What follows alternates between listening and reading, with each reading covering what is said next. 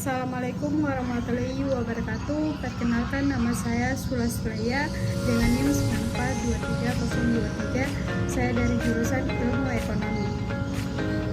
Baiklah, di sini saya akan mengolah data di SPS dengan menguji tahapan pengujian analisis regresi yang terdiri dari penafsiran koefisien dan model regresi. Pengujian model regresi secara overall, penguji koefisien regresi secara parsial, dan koefisien determinasi.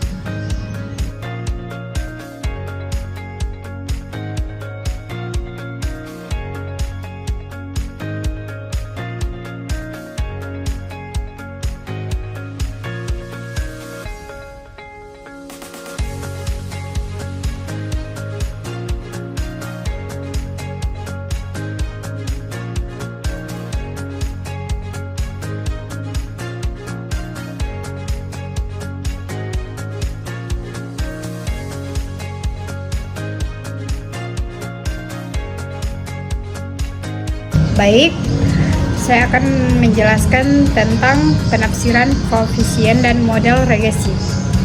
Hasilnya dari pengolahan SPSS seperti berikut, yaitu untuk hasil penafsiran koefisien dan model regresi.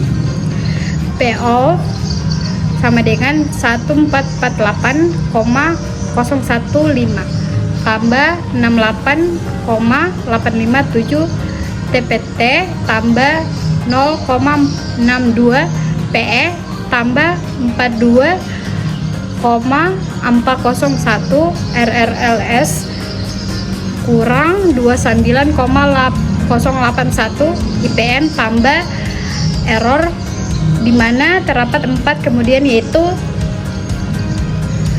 terdapat pengaruh positif dari TPT terhadap PO seperti kenaikan TPT sebesar 1 satuan akan menyebabkan penurunan PO sebesar 68,857 terhadap pengaruh positif dari PE terhadap PO seperti kenaikan PE seperti 1 satuan, maka akan menyebabkan penurunan PO sebesar 0,462 terhadap pengaruh positif dari RRLS terhadap PO seperti kenaikan RRS sebesar 1 satuan, maka akan menyebabkan penurunan POV sebesar 4,422,401 terhadap pengaruh negatif dari IPM terhadap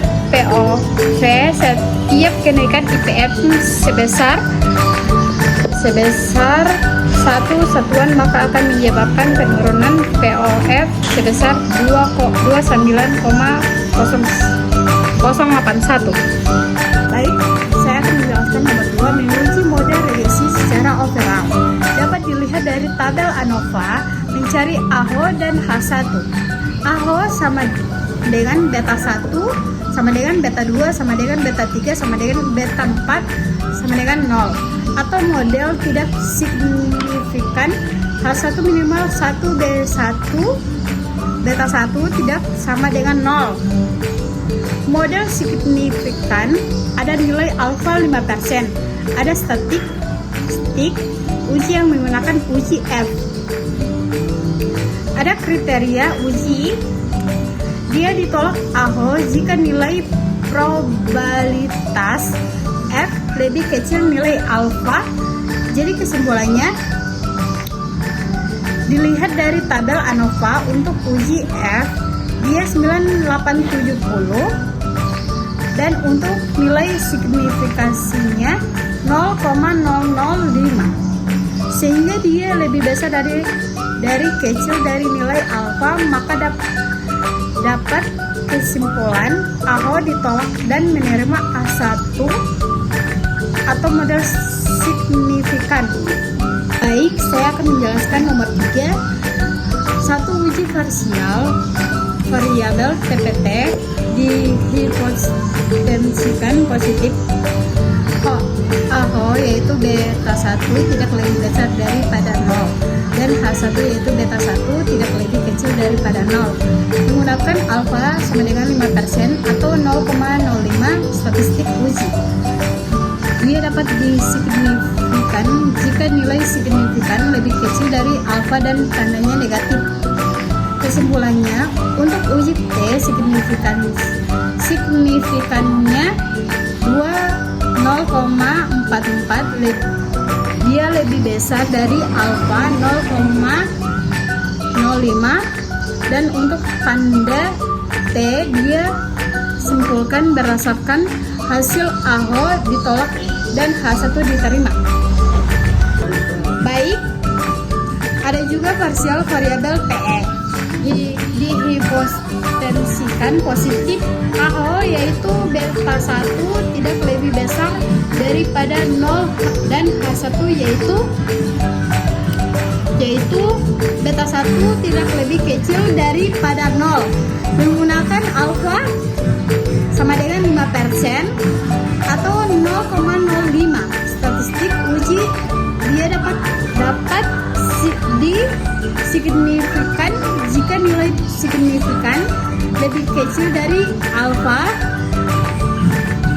dan tandanya negatif. Kesimpulannya, untuk uji T signifikannya 1,910, dia lebih besar dari alfa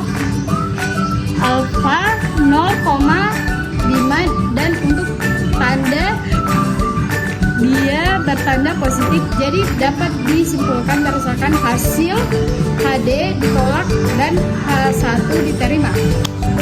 Oke, selanjutnya parsial variabel RRLS dihipotensikan positif. AHO yaitu beta 1 tidak lebih besar daripada 0 dan H1 yaitu beta 1 tidak lebih kecil daripada 0.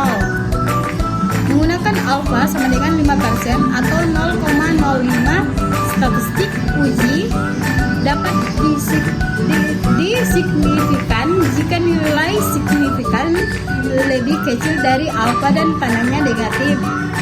Kesimpulannya, untuk uji T signifikannya 2,767, dia lebih besar dari alfa 0,05, dan untuk tanda T dia simpulkannya berdasarkan hasil AHO ditolak dan H1 diterima. Oke, next. Uji parsial variabel indeks pembangunan manusia.